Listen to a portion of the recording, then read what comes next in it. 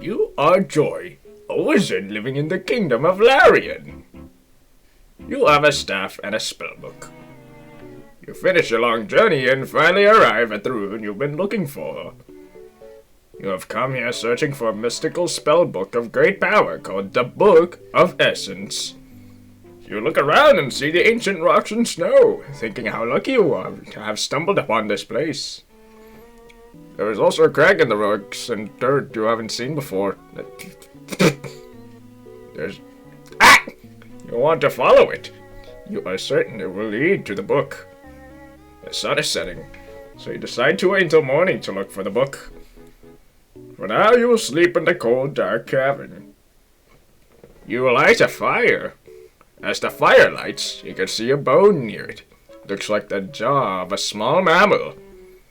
You continue to explore the cavern. There are bones everywhere. You search the cavern for any signs of life, but you find none. Place you back to sleep. The next morning, you wake up and look around. The cavern seems a little warmer, almost human. You grab a bone and throw it against the wall. That's new, you say. You notice a pile of bones in the corner of the cavern. You investigate them. Regenerate, you think to yourself. You pick on the bones and see that it's a shin bone. You pick up the rest of the bones and discover a human leg bone. You examine this phenomenon. I must have hit a human bone last night, but I can't see any signs of a person. You decide to throw the rest of the bones against the wall. Maybe I got it right. I think I regenerated a human last night. You examine all the bones you found the night before and notice they are all in the correct positions. I think this means something! This cavern must be a home to a human that was mauled by something! Think back to the night before. You set the human bone you found against the wall cave. This is a human bone that was mauled by something! I'm sure of it. Either that or I'm incredibly dexterous to a human anatomy. Let's see if I can figure out what mauled the human. I saw a small claw on the human bone. It was gray. It was dark gray with 3 long claws. I think it's a wolf! You think aloud. It smelled and the claw looked like a wolf's. Probably was a werewolf. You place your hand near your head and concentrate. You can feel a faint wispy presence, as if of smoke. It's the werewolf! It's up ahead! You subdue the werewolf, trying to revert it to human form with magic. As you walk closer towards the creature, you notice it more in detail. Looks like a human, or an escaped lunatic. Its skin is torn and bleeding, and it's growling and swearing. You're not sure if you should use your bow on your powers to try and stop it from advancing towards you. It's a ghoul, Whisper to yourself. You take a deep breath and concentrate. Green glow appears around your fist and you send it crashing into the werewolf. It makes a horrible howl and staggers back as its body begins to morph. The glow around your fist disappears, but your fist remains firmly embedded in its fleshy body. As it continues to morph, its torn and bleeding form becomes more human. Its smell becomes more human too, as if it stops bleeding and its odor lessens. It's a horrible sight. Its body begins to flail. The horrible transformation as it collapses to the ground, still stuck to your hand. Ew.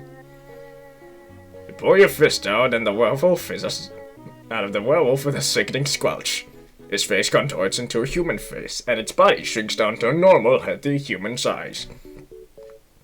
You pull your face back, and let the werewolf fall to the ground in a bloody heap. You can feel your heart beating out of your chest as adrenaline floods your system. You walk over to the pile of flesh and examine what used to be the werewolf. Feel a pang of pity for this creature, and decide to take it home and care for it until it dies of natural causes. You walk out of the cave and over to where your arrows lie, pulling out an arrow. You look at the werewolf one more time before letting another arrow fly, straight into its throat. You You stand up and duck as rock smacks into the side of your head. Another one hits your arm, breaking the skin. You turn to your left as you are pelted with rocks and dirt. You quickly begin to levitate several small rocks into the air and hurl them at your assailant. You focus your mental forces on creating a shield to protect you from the projectiles. Although you are moving many small rocks, it is not enough to defend against a person directly attacking you. Soon your energy is low and the projectiles begin to hit your shield. Smaller rocks easily slip under and through, but your larger ones are held up by the force of your magic. Your shield begins to crack under the pressure of stones, not wanting to waste your energy on creating a larger barrier. Simply put up a quick one as you are pelted by the rocks and projectiles. You take off running towards the mouth of the cave as the barrage of projectiles continues. You can hear the creature hot on your heels, swiveling its head around trying to locate your scent. You turn the corner and see the creature standing there, blocking your path back. You stop and prepare for a fight. Quickly calculate the creature's physical strength and mental focus. In one quick movement, you leap through the air and grab it by the throat with one hand. You force the beast into the ground as its jaws snap uselessly a few millimeters from the target. It takes some time, but eventually the creature's breath runs out and it dies. Step over its body and back into the cave entrance. Your eyes scan the cave's floor and soon you see something shiny in the dirt. You kneel down and pick up an old leather-bound book. Its pages are yellowed with age and smoking something fierce. You open it and see it is filled with tiny, neat handwriting. You turn to the first page and see writing alongside an old Browning map. You squint at it and see it's the map to the treasure that was lost here centuries ago. You smile with delight as you realize this is the book you've been searching for. You leave the cave and place the book in your bag. You begin to walk down to town. You arrive at your house and begin to collect your keys and code from the pig by the door. You drift off to sleep, happy in your newfound success, and the book is placed in your bedside table. And thus the tale is told of Joy the Wizard. I hope you enjoyed this.